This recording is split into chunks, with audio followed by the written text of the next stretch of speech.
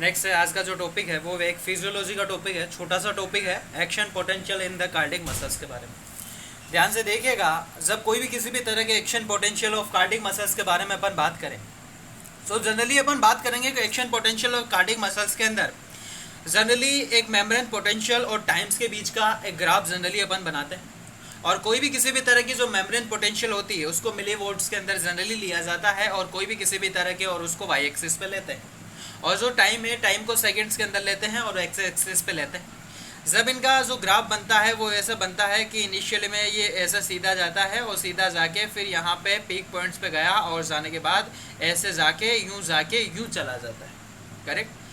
ध्यान से देखिएगा, इसके अंदर ये अगर बात की जाए, ये फेज 0 है, ये फेज फर्स्ट है, ये फेज सेकंड है, ये फेज थर्ड है, ये फेज फोर्थ है।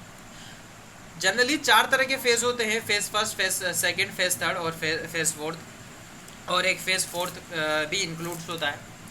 जनरली अपन बात करेंगे कि ये 90 मिली वोल्ट्स हैं जहाँ एक रेस्टिंग मेम्ब्रेन पोटेंशियल है, मतलब कोई भी किसी भी तरह का जो कार्डिक मसल्स है वो हमारा रेस्ट पे, और यहाँ पे एक 0 होता है। 0 पे जब आके पीक पे आ जाता है और यहाँ से इस तरह से चला जाता है।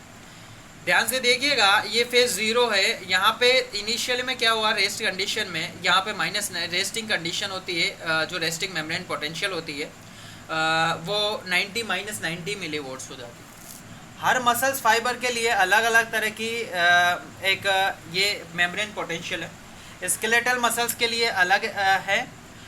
उसके बाद में नेक्स्ट अपन बात करेंगे स्मूथ मसल्स के अंदर अलग है, और उसके बाद में नेक्स्ट है कार्डिक मसल्स के अंदर अलग है।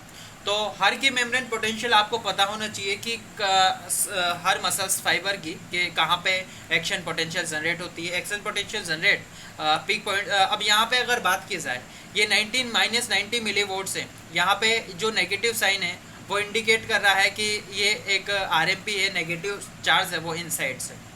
जनरली रेस्टिंग कंडीशन पे क्या होता है कि जो रेस्टिंग जो नेगेटिव चार्ज होता है वो अंदर की साइड में रहता है विथ रेफरेंस अगर बात करें एक पॉजिटिव चार्ज के रेस्पेक्ट में। ये जो फेज फर्स्ट है, यहाँ पे सोडियम का इन्फ्लक्स हो जाता है।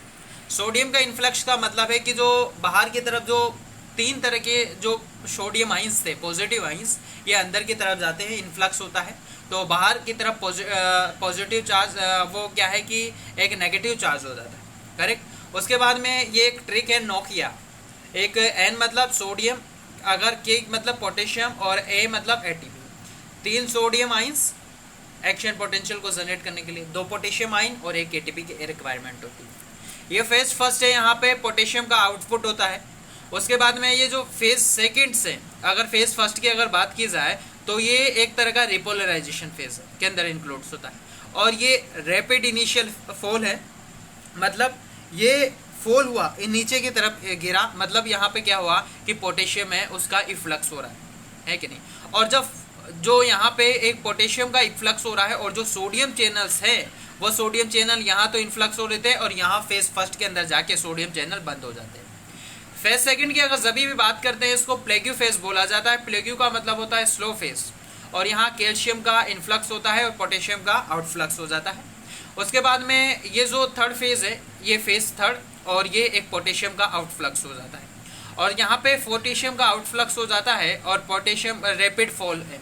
ये भी फॉल था, रैपिड फॉल था, ये भी रैपिड फॉल है। फ़र्क इतना सा है, ये इनिशियल रैपिड फॉल है और ये एक तरह का बाद वाला रैपिड फॉल है, सिंपल रैपिड फॉल, और कुछ फ़र्क नहीं है। उसके बाद में दोनों जगह पोटेशियम का आउटफ्लक्स हो रहा है।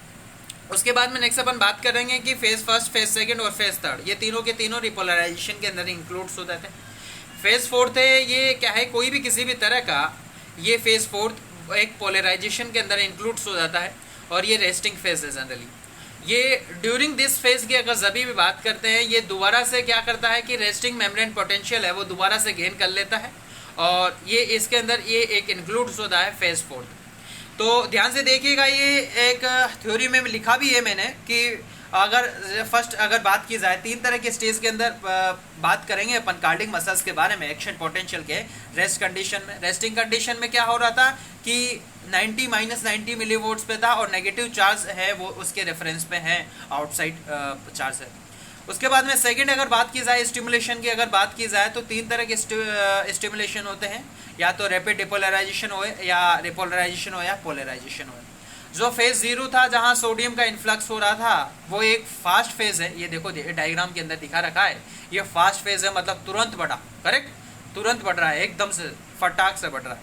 उसके बाद में अगर यहाँ बात करें तो ये फास्ट फेज है, सोडियम का इन्फ्लक्स हो रहा है। उसके बाद में अपन ने बात करी थी रिपोलराइजेशन के बाद में फेज फर्स्ट सेकंड थर्ड बात की थी, और फेज फर्स्ट के अंदर रैपिड इनिशियल था, वहाँ पे पोटेशियम का इन्फ्लक्स हो रहा था और सोडियम बंद हो रहा था, करेक्ट, यहाँ पे बात की थी ना यार, ये ऊपर की तरफ, यहाँ पे ये इस तरफ यहाँ बात की थी अपन ने। फेज सेकंड के अंदर प्लेग्यू फेज था, ये प्लेग्यू फेज है, और ये एक मेम्ब्रेन पोटेंशियल स्लो यहाँ पर जनरेट होती है, कैल्शियम का इन्फ्लक्स हो जाता है, पोटेशियम का आउटफ्लक्स हो जाता है। फेज थर्ड की अगर बात की जाए वही सेम है, रैपिड फॉल फेलिंग फेज है, पोटेशियम का इफ्लक्स हो रहा है। और थर्ड अगर बात की पोलराइजेशन की, ये फेज फोर्थ इंक्लूड्स हो जाता है, जिसके अंदर और सारी की सारी अपन कहानी पढ़ ली थी कि वापस से दोबारा से रेस्टिंग मेम्ब्रेन पोटेंशियल दोबारा से रिगेन हो जाता है। तो ये जो सारा का सारा अपन प्रोसेस पढ़ते हैं, ये सारा का सारा प्रोसेस कोई भी किसी भी तरह की जो एक्शन पोटेंशियल पढ़ी जाती है, कोई भी किसी भी तरह की जो कार्डिक मसल्स के अंदर, उसके अंदर जनरली पढ़ा जाता है। तो थैंक यू।